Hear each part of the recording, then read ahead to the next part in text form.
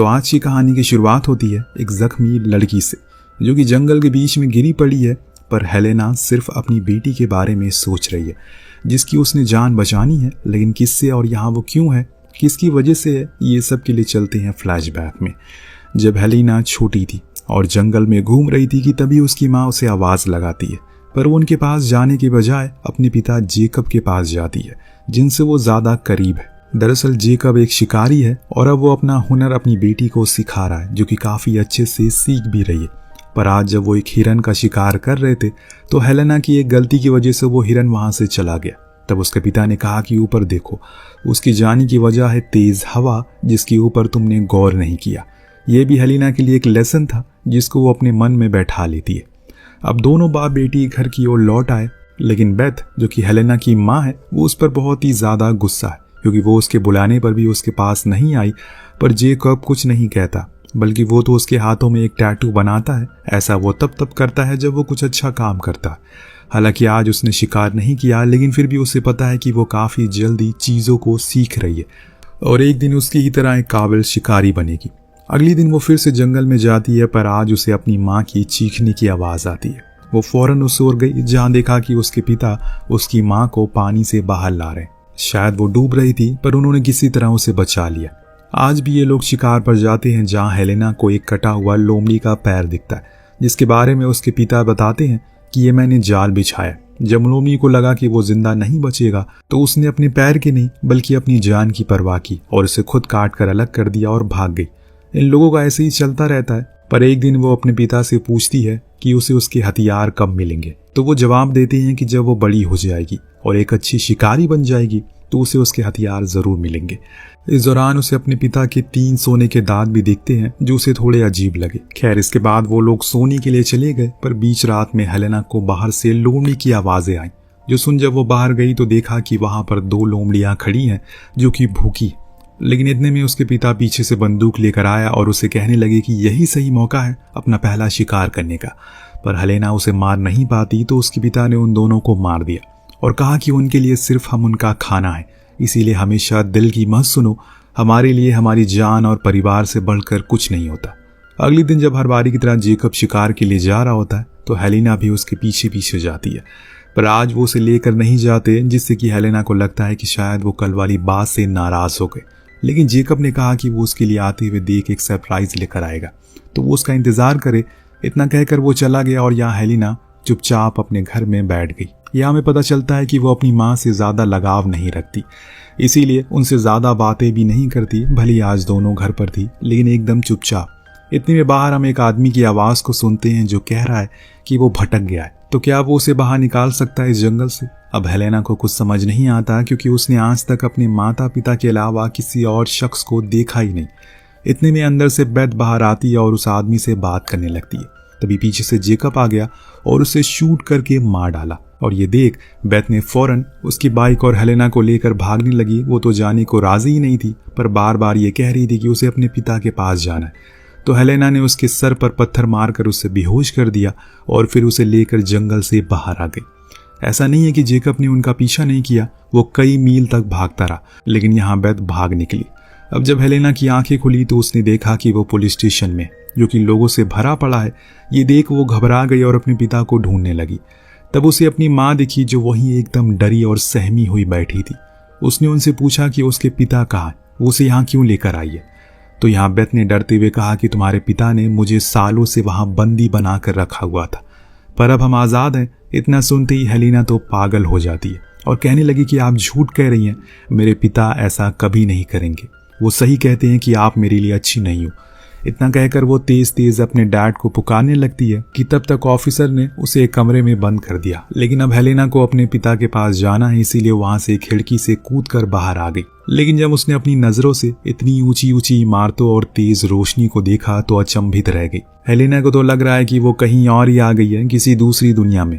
पर अचानक उसे अपने सामने अपने पिता दिखाई दिए। वो भागते हुए जाकर उनसे गले लग गई और फिर दोनों ही वहां से जाने लगे, लेकिन ज्यादा दूर नहीं क्योंकि इन दोनों को ही पुलिस घेर लेती है। तो जेकब अपनी बेटी से कहता है कि वो उसे ढूंढ लेगा। फिलहाल अभी वो जा रहा है। आज उसकी नजरों के सामने उसके पिता उससे दूर हो रहे, वो भी कुछ अनसुलझे सवालों के साथ, क्योंकि उसे तो ये नहीं पता कि क्या झूठ है और क्या सच है। और फिर इसी तरह कुछ और साल बीत गए, जिसमें अब हेलेना बड़ी हो गई है। उसने इस दुनिया में रहना भी सीख लिया है। अब उसने अपने शरीर पर बने सभी टैटू को भी हटवा लिया है। लेकिन अब उसके ऑफिस में देखते हैं, जहां काम खत्म करके वो अपनी बेटी को लेने जाती है, जिसका नाम मैरी है, जो उसे कई प्रकार के सवाल करती है, पेड़ों के बारे में, जानवरों के बारे में। तो हेलेना भी उसके सारे सवालों का जवाब देती है। उस छोटी सी बच्ची के दिमाग में हमेशा ये ख्याल आता है कि आखिर उसकी माँ को इतना सब कुछ कैसे पता। वापस आते समय हम स्टीफन को देखते हैं, जो कि हेलेना का पति है। वो इन दोनों से कहता है कि जल्दी से तैयार हो जाओ, हम पार्टी में जा रहे हैं। अब पार्टी में सभी लोग बात कर रहे होते हैं कि तभी एक महिला की नज़र पड़ जाती है हेलेना के टैटू पर, जो कि उसकी गर्दन पर बना है, जिसके बारे में वो अनगिनत सवाल करती है। तो हेलेना भी अनगिनत झूठ कहती है, हर चीज का वही जवाब देती है जो वो सभी को देती हुई आ रही, क्योंकि आए दिन लोग उसे बचे हुए टैटू के बारे में पूछते रहते हैं, फिर उसके परिवार के बारे में भी पूछते हैं। दूसरे सीन में हम जो कुछ कैदियों को एक दूसरे जेल में शिफ्ट कर रहे हैं कि तभी उनमें से एक कैदी अपने मुंह से एक पेन निकालता है और अपने हाथ में लगी हथकड़ी को खोल लेता है, जिसके बाद उस वैन में सभी गार्ड को मारने के बाद वो उन कैदियों की हथकड़ियों को भी खोल देता है। देने के करके सभी कैदी वहां से भाग जाते हैं। दरअसल ये कोई और नहीं बल्कि जेकब ही था, जो कि अब फरार हो चुका है। इधर अगले दिन हेलेना अपने घर लौटती है तो देखती है कि वहाँ काफी सारे पुलिस वाले हैं, जो देख वो घबरा गई और फौरन घर में आई। तब एक लेडी ऑफिसर ने बताया कि उसके पिता कल जेल से भाग चुके हैं और साथ में अपने और 7 कैदियों को भी लेकर फरार हो गए। हमें ये बताओ कि आखिरी बार उन्होंने तुमसे कब बात की। हेलेना ने कहा कि जब मैं 10 साल की थी। इतने में वहाँ स्टीफन आ गया और जब ये सब सुना तो वो हैरान था, क्योंकि उसे ये लग रहा है कि हेलेना ने उसे चीट किया, क्योंकि उसने उसे बताया कि उसके पेरेंट्स एक कार एक्सीडेंट में मारे गए। लेकिन जब आज उसे पता लगा कि उसके पिता एक अपराधी हैं, तो वो मैरी को लेकर वहां से निकल गया, जिस बात से हेलेना को बहुत बुरा लगा। पर अब वो कुछ नहीं कर सकती, क्योंकि सच्चाई सभी को पता चल चुकी है। पर इसमें उसकी क्या गलती है। इधर पुलिस वाले उसे कई सवाल करते हैं, जिसे आखिर में वो उससे कहती है कि अगर आप लोगों को उन्हें पकड़ना है तो अभी पकड़ लीजिए, वरना अगर वो एक बार जंगल में चले गए तो कभी भी आप पकड़ नहीं पाएंगे। लेकिन अब सभी के जाने के बाद वो एकदम अकेली पड़ चुकी है। उसने स्टीफन को भी कॉल करने की कोशिश की, लेकिन वो तो उससे सीधे मुंह बात ही नहीं कर रहा है। अपना मन बहलाने के लिए वो कुछ पुराने सामानों को देखने लगी, जिससे उसकी और उसके पिता की यादें जुड़ी हुई है। लेकिन अभी उसे सुकून नहीं आ रहा है, तो वो पास के ही लेक में स्विम करने चली गई। अगले दिन हर तरफ बस यही खबर चल रही है कि कैसे जेकब ने अपनी बीवी और बच्ची को 12 साल जंगल में कैद रखा, जबरदस्ती। इतने में उसे मिलने के लिए क्लार्क नाम का ऑफिसर आया। ये वही है जिसने पहली बार हेलेना को पुलिस स्टेशन में देखा था। वो बताता है कि उसका बेथ के साथ कई साल रिलेशन रहा, लेकिन फिर न जाने जेकब कहां से आ गया और सब कुछ खत्म हो गया। लेकिन वो हमेशा से उसे मिलना चाहता था, लेकिन कभी मौका ही नहीं मिला। उसे पता है कि जो कुछ भी उसके साथ हुआ वो शायद कभी भुलाया नहीं जा सकता, इसीलिए वो उसे मिलने आ गया। हालांकि उसे इतना तो पता है कि वो अपनी माँ के फ्यूनरल पर तो जरूर आएगी, लेकिन तुम वहां भी नहीं आई। क्या तुम्हें वो इतनी बुरी लगती हैं? बल्कि सच्चाई तो कुछ और ही है। बुरे तो तुम्हारे पिता हैं, ना कि तुम्हारी माँ। पुलिस को तुम्हारी जरूरत है, क्या तुम मेरे साथ स्टेशन चलोगी? हेलेना मान गई। वहां जाकर उसे बताया कि कल हमें जंगल में एक जली हुई कार मिली, जिसमें 2 लोगों की लाश थी। ये वही कार है जो जेकब लेकर फरार हुआ। तो हमें पूरा यकीन है कि इन दोनों में से एक जेकब होगा। बस तुम्हें हमें कंफर्मेशन दे दो। तो यहाँ हेलेना बस इतना ही कहती है कि उसके पिता उसके लिए 20 साल पहले ही मर चुके हैं।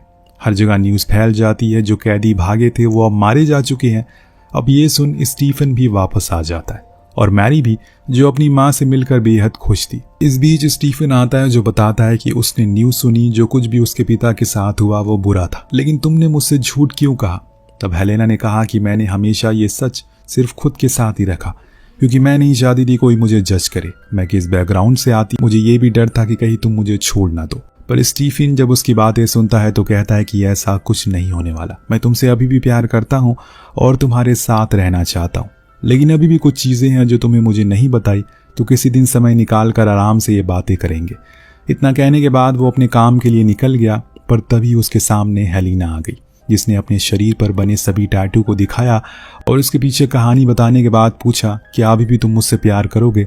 स्टीफन ने उसे गले से लगा लिया और कहा कि हाँ। नेक्स्ट सीन में हम देखते हैं कि हेलेना अपने पूरे परिवार को लेकर क्लार्क के पास जाती है, क्योंकि असल में उसके पिता वही है, क्योंकि वो उनकी ही बेटी है, ना कि जेकब की। वो आकर बात करता है मैरी से और बेथ की तस्वीरें दिखाकर कहता है कि ये तुम्हारी दादी है और मैं तुम्हारा दादा। उसके पास हेलेना के भी बचपन की तस्वीरें थी, जिन्हें देख मैरी बहुत खुश होती। साथ में अब हेलेना भी खुश थी। जाते समय क्लार्क की नज़र उसके एक टैटू पर पड़ी जिस पर लिखी चीज़ वो समझ गया क्योंकि ये भाषा उसे आती है और इस टैटू का मतलब होता है कि मालिक। पर हेलेना कहती है कि जेकब ने बताया था कि इसका मतलब तो परिवार होता है। तो वो कहता है कि वो झूठ कहता था, उसके लिए तुम दोनों परिवार नहीं बल्कि गुलाम थे और वो खुद को मालिक समझता था। इतना सुनने के बाद हेलेना को समझ आ जाता है कि जेकब ने हमेशा उससे झूठ कहा। तभी उसकी नज़र रोड क्रॉस पर कर रहे एक भेड़िया पर पड़ी जिसके सिर्फ 3 पैर हैं, जो देख उसे एक अतीत याद आ जाता है। पर उसके पास एक अच्छा परिवार है, वो खुश भी है, लेकिन कहीं न कहीं कुछ ऐसी चीज़ें भी हैं जो उसे सता रही हैं। एक रात तो जब वो सो रही थी तो उसे ऐसा लगा कि मानो उसके सामने जेकब खड़ा है। हालांकि जब वो अगली सुबह घर की सफाई कर रही है तो उसे फर्श पर मिट्टी भी दिखी, जो देख उसे लगा कि जेकब यहाँ आया था। पर तभी उसकी नज़र अपनी बेटी के जूतों पर पड़ी जो मिट्टी से सने हुए थे। तब उसे थोड़ा सुकून मिलता है। लेकिन अगले ही दिन जब वो मार्केट गई तो उसे एक फ्लूट की आवाज़ आई, सेम वही जो जेकब बजाया करता था। इस दौरान उसे एक आदमी भी दिखा जिसका उसने पीछा तो किया पर आगे जाकर वो गायब हो गया। जो देख वो समझ गया कि कुछ गड़बड़ है, इसीलिए उसने पूरे घर के चारों ओर वायरिंग कर दी, बेल लगा दी ताकि कोई भी अनजान आदमी ना आ सके। अब देर रात उसका शक सही निकला, वहां कोई था तो वो चाकू लेकर बाहर निकली। पर वायर पर एक मरा हुआ खरगोश था जिसे असल में किसी ने पहले से मारा है और फिर यहाँ पर लाकर टांग दिया। तभी कोई उनके घर में घुसने की कोशिश करता है तो हेलेना फौरन उस ओर भागती है। पर यह स्टीफन था जो कि अभी भी काम से लौटा था, लेकिन अब वो इन चीजों से परेशान हो चुकी है। इसीलिए उसे मजबूरन क्लार्क को फोन करके बताया कि उसे लगता है कि जेकब अभी भी जिंदा है, पर उनका कहना था कि वो तो मर चुका है, उसे बस वहम हो रहा है, इसीलिए अब जाकर सो जाओ। अब एक दिन हेलेना कुछ पढ़ रही थी कि तभी उसकी बेटी रूम में एक खिलौना लेकर आती है जो जेकब बचपन में उसे बना कर दिया करता था। ये देख उसने मैरी से पूछा कि ये तुम्हें कहाँ से मिला, तो वो कुछ भी नहीं बता पाई क्योंकि उसे खुद नहीं पता कि ये कहाँ पर, ये कैसे उसके पास आया। लेकिन हेलेना को अब पता है कि ये यहाँ कैसे आया। अब उसने अपनी बेटी को स्कूल ड्रॉप कर दिया ताकि जब तक मैं या फिर तुम्हारे डैड तुम्हें लेने के लिए ना आए तब तक बाहर कदम मत रखना। इसके बाद वो स्टीफन के पास गई, उससे कहा कि वो कहीं जा रही है, इसीलिए वो मैरी को स्कूल से लेने चला जाए। स्टीफन ने पूछा कि आखिर वो इतनी जल्दी में कहाँ जा रही है। उसने कहा कि एक अधूरा काम खत्म करना है। इतना कहकर वो जंगल की ओर चली गई और एक छोटी सी बोट से कई घंटे ट्रैवल करके जंगल के बीच में आ गई। वहां पहुंच गई जहां उसका बचपन गुजरा था। अंदर जाने पर उसे सभी यादें उसकी ताज़ा हो गई, लेकिन तभी उसके पीछे कोई और है और ये शख्स था जेकब। लेकिन हेलेना डरी नहीं क्योंकि उसे यकीन जो था कि वो जिंदा है। दोनों एक दूसरे को काफ़ी देर तक देखते रहते हैं। फिर जेकब ने कहा क्या हम थोड़ी देर बात कर सकते हैं। हेलेना हाँ में जवाब देती है। फिर ये बाहर आ गए जहाँ जेकब ने कहा कि उसने उसका बहुत दिन इंतज़ार किया, वो उसे जेल में मिलने के लिए कभी नहीं आई, जिस बात का उसे बहुत बुरा लगा। और जब मुझे पता लगा कि तुमने शादी कर ली तो तुम्हारी एक बेटी भी है तो मुझे काफ़ी अच्छा लगा। लेकिन अब मेरी ज़िंदगी एकदम अकेली पड़ गई है। तुम्हारी माँ और तुम्हारे जाने के बाद कुछ नहीं बचा। अब तो मैं दुनिया की नज़रों में भी मर चुका हूँ, पर हमारे पास एक और मौका है। हमें यहाँ से दूर कनाडा जाकर वहाँ के जंगलों में रह सकते हैं। लेकिन हेलेना साफ साफ इनकार कर देती है, ये कहकर कि उसका एक परिवार है। अब वो नहीं चाहती कि वो उसके परिवार के आसपास भी भटके। जेकब को उसकी ये बातें बुरी लगती है, लेकिन उसने उसे कुछ कहा नहीं और बस गले से लगाया। अब हेलेना जाने लगी तभी उसके सामने क्लार्क दिखा, जिसने बताया कि स्टीफन ने उसे बोला कि तुम किसी अधूरे काम को करने के लिए गई हो, तभी मुझे पता चल गया कि तुम यहीं आओगी। पर हेलेना का कहना है कि उन्हें यहाँ नहीं आना चाहिए क्योंकि अगर जेकब को पता लगा तो वो उसे मार डालेगा। अब इतना कहने की ही देरी थी कि तभी पीछे से एक गोली चली जो सीधा क्लार्क के सर पर लगी और वो वहीं मारा गया। ये गोली चलाई थी जेकब ने, जो अब हेलेना को भी पकड़ लेता और लाकर कुएं में बंद कर देता है, जहां वो उसे बचपन में बंद किया करता था। पर उसने उसे कहा कि वो उसकी बेटी को भी ला रहा है क्योंकि तुम लोग अब मेरे पास ही रहोगे। समय बीतने लगा, लेकिन हेलेना वैसे हाथ पर हाथ रखकर बैठ नहीं सकती। तभी उसे याद आया कि जब वो नीचे कैद रहती थी बचपन में तो उसकी माँ उसे बाहर निकालती थी। यही चीज़ उसे हिम्मत देती और वो जैसे तैसे करके ऊपर चढ़ जाती है। उस जगह पहुंच गई जहां जेकब अपने हथियार छुपाया करता था। वहां से उसने एक बंदूक उठाई और निकल पड़ी रिवर के पास, जहां उसे जेकब दिख जाता है। लेकिन जब जेकब उसके हाथ में बंदूक देखता है तो वो पानी में कूद गया। लेकिन हेलेना भी कम नहीं थी, वो उसी की स्किल अब उस पर आजमा रही है। लेकिन आखिर में जेकब ने उसके पैरों में गोली मारकर उसे पकड़ ही लिया। फिर उसे हथकड़ी बांधकर घर की ओर ले जाने लगा। इस दौरान जेकब ने उससे कहा कि तुम्हें मजबूत बनना पड़ेगा, ना कि अपनी माँ की तरह कमजोर। वो एक कायर औरत थी। ये सुन हेलेना ने जवाब दिया, कायर तो आप थे, जो किसी की बेटी और बीवी को उठाकर यहाँ लेकर आए हो। फिर जब आपको लगा कि मैं उनके साथ नहीं छोड़ूंगी तो उनके बारे में मुझे हमेशा गलत की चीज़ें बताई, जिससे कि कभी भी मैंने अपनी माँ से ढंग से बात तक नहीं की, और इन चीज़ों का जिम्मेदार सिर्फ आप हो। इतना कहकर वो नीचे गिरने का नाटक करने लगी तो जेकब ने उसे बचाने की कोशिश की, तभी वो उसे लेकर नीचे नदी में गिर गई। अब यहाँ हम उसी सीन को देखते हैं जो शुरुआत में आया था।